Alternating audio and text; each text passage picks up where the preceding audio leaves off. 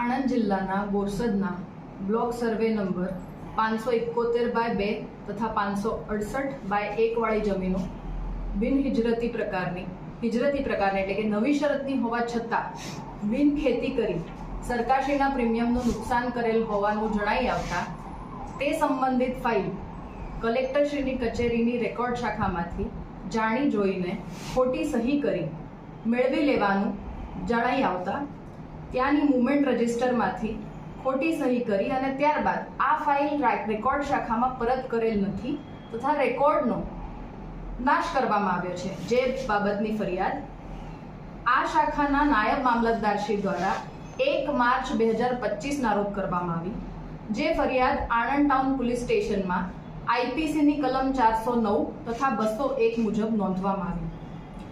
સરકારી કચેરીમાંથી કોઈ પણ મહત્વના પુરાવા ફાઇલ ને ગુમ કરવામાં આવે આ બાબતની ફરિયાદની ગંભીરતા જોતા આણંદ જિલ્લા પોલીસ વડા જસાણી સાહેબ દ્વારા આ ફરિયાદની તપાસ એલસીબી શાખાના પોલીસ ઇન્સ્પેક્ટર શ્રી HR બ્રહ્મભટ્ટને સોંપવામાં આવી.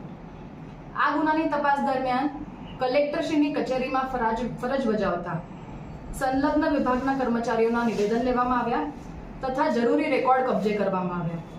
જે તપાસ દરમિયાન આ ફાઇલ જે તે વખતે કલેક્ટરશ્રીની કચેરીમાં ફરજ બજાવતા નાયબ મામલતદાર JD પટેલ નાઓએ મંગાવેલ હોવાનું જણાઈ આવતા ગઈકાલે સાંજે તેઓની ધરપકડ કરવામાં આવી છે તથા આજ રોજ નામદાર કોર્ટમાં તેઓને રજૂ કરી રિમાન્ડની પ્રક્રિયા હાથ ધરવામાં આવી છે. બેના ફાઇલ ગુમ કરવાના પાછળ આમનો મોટો શું હતો આરોપીનો? એ વિષય તપાસનો છે, એટલે હમણાં એની તપાસ ચાલુ છે. એના માટે આપણે આમાં કેટલા ઇન્વોલ્વ છે? આમના સીધી કલેક્ટર હનીટ્રેડ સાથે પણ આ ફાઇલ સંકળાયેલી છે. શું છે વિગતો એની ફાઇલ એમાં છે કે કેમ? આજ રોજ આપણને જે માહિતી મળવામાં આવી છે એ બિન ખેતી લાયક કરી જમીન અને એ બાબતની છે. આગળની તપાસ દરમિયાન વધુ વિગતો મળશે જેની આપને માહિતી કરવામાં આવશે. બીજા કોઈ ઇન્વોલ્વ છે આમના સિવાય? આ આરોપી સિવાય બીજા કોઈ ઇન્વોલ્વ છે? આજ રોજ આ એક આરોપી આપણને મળવામાં પાત્ર છે. હવે એમની જાણકારી, એમની માહિતી મેળવીશું એટલે બીજાની પણ ઇન્વોલ્વ કેટલા છે, કેટલાનો હાથ છે, શું ઈરાદો છે, બધું આપણને ખબર પડશે.